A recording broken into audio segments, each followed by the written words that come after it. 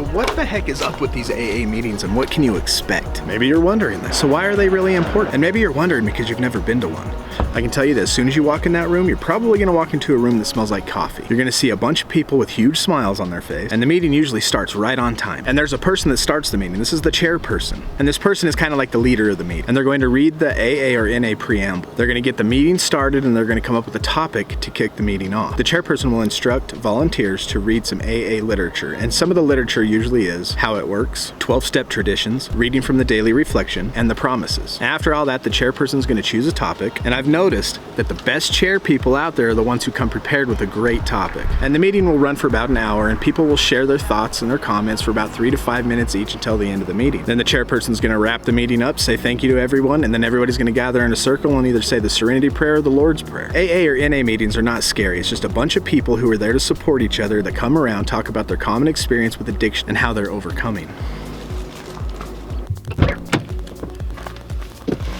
They say that if you've just barely quit, the best thing to do is to go to 90 meetings in 90 days. That's one a day.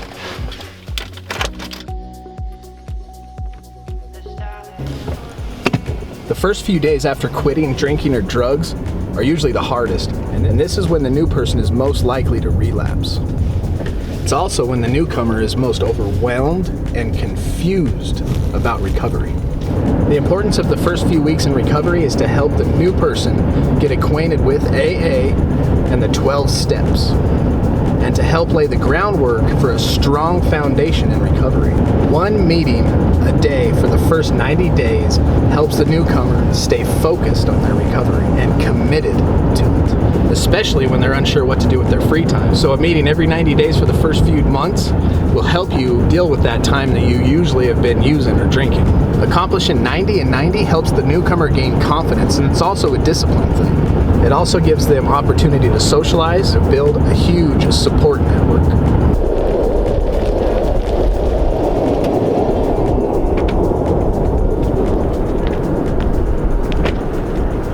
That support is so important in the first few weeks of recovery. AA meeting, but first, good coffee. And if you're in Utah, I suggest this Wasatch Roasting Company. What is it called?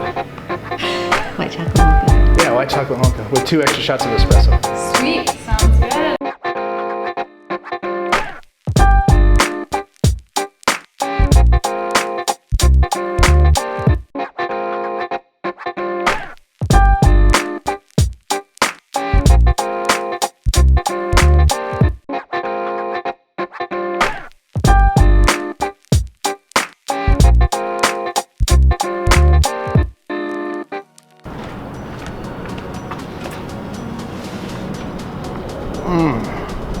That is some good coffee.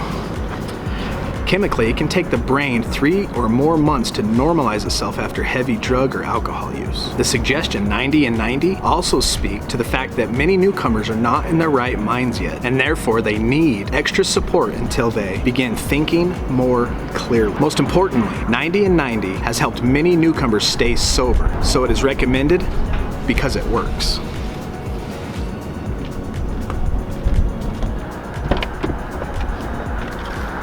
You want to know what I get out of meetings at this stage in sobriety? I'm 6 months clean. When life beats you up, AA and NA is a great place to get your batteries recharged. I was in an IOP for 5 months.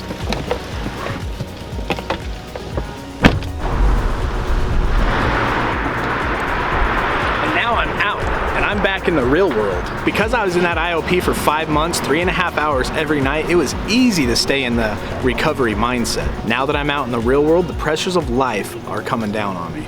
All life situations getting under my skin, and not having that cushion of 3.5 hours every night to fall back on, and having now to rely on the tools that I learned gets tiring. It's like being a fighter in a video game. You go to work, you come home, you're stuck with your thoughts, and the addict mind is trying to talk you back into using.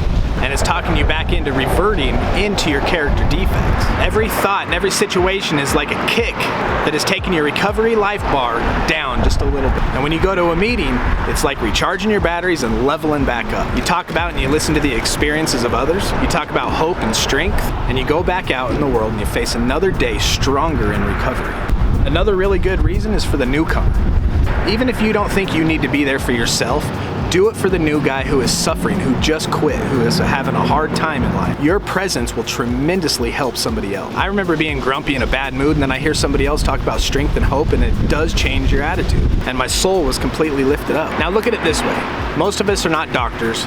We don't work in an ER. We're not ambulance drivers or police officers. We're not out there actually getting our hands dirty saving lives. But if you want to save a life, it is actually possible by sharing your story that you could literally save somebody's life in AA or NA. I've seen people come up to people and thank them for what they said years ago, that they are the reason that they are where they are today because of something they shared. Maybe that person didn't even think they need to be there, but they shared something, somebody got something out of it. Years later, they both have been walking in recovery due to that one sharing.